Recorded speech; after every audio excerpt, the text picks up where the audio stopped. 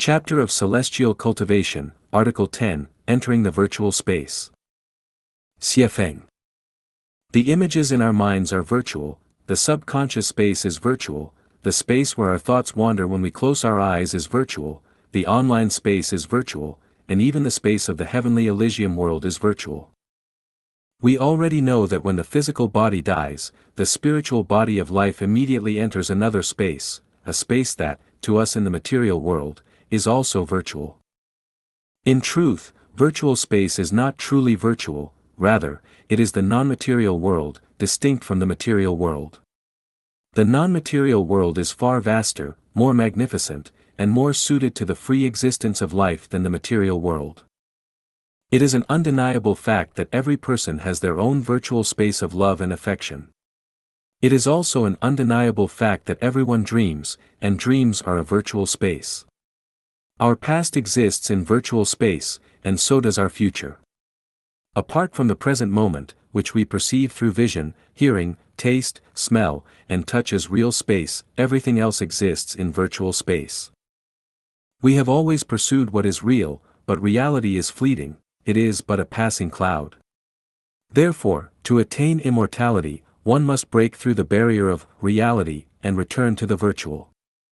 Only by grasping the virtual can one truly exist in the ultimate reality. Cultivating immortality requires mastering how to enter virtual space. When our consciousness is completely immersed in virtual space 24 hours a day, and we entirely forget the existence of our physical body and the material world, we have essentially achieved our goal in cultivation. Let us take the home of Chanyuan celestials as an example. This home is an illusory and intangible place, we cannot see its members physically, but we can sense their spiritual presence rather than their physical bodies.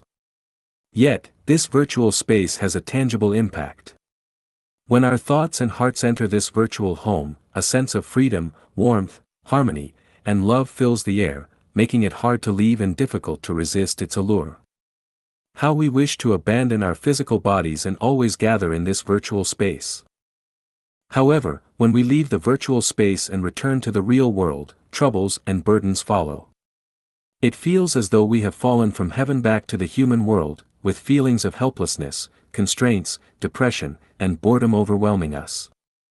We clearly know that this human world is not our true home and that everything we own will ultimately vanish into dust, yet we are still compelled to toil and struggle for this illusory reality.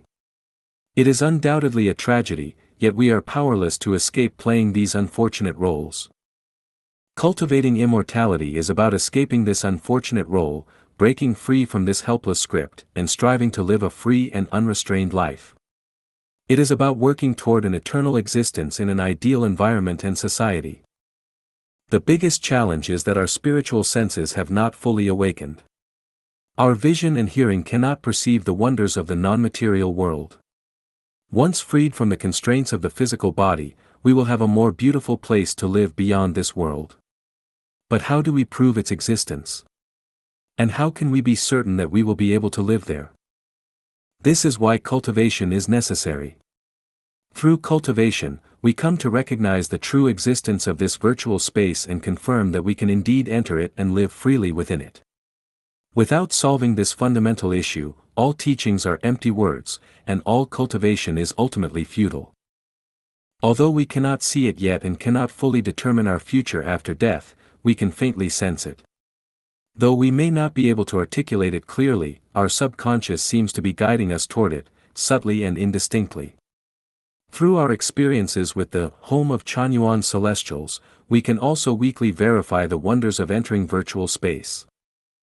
If we could survive without eating or drinking, if we were free from all worldly distractions, we would likely prefer to spend all our time in the home of Chanyuan celestials. If our consciousness could transcend the physical body and permanently dwell in that space, I believe we would gladly choose to live in the virtual world. Only in this virtual space can we truly break free from mundane constraints, fully express our individuality, and live freely according to our highest aspirations and ideals. Humans can indeed live within their consciousness, within virtual space. The celestial islands continent of the Elysium world is itself a virtual space. The key is understanding how to enter this space in a real way and eternally enjoy the heavenly life it offers. Currently, the home of Chanyuan celestials is not yet an ideal place, it has merely transcended the mundane to some extent. Because we still lack perfect human nature and continue to carry the habits of worldly people, even though this space draws us in and fills us with longing, it is still far from an ideal society. Not to mention the Elysium world and the 10,000-year world, even the 1,000-year world remains distant. If all members of the home of Chanyuan celestials possessed a relatively perfect human nature, then it would become a virtual replica of the 1,000-year world on Earth. At that point, we would never want to leave it. I have said many times before that I know exactly how to enter the 1,000-year world, the 10,000-year world, and the Elysium world. This is absolutely not deception.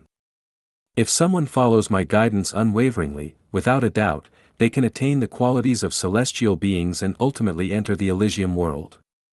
If I were making this claim based on just this one article, it might be considered deceitful.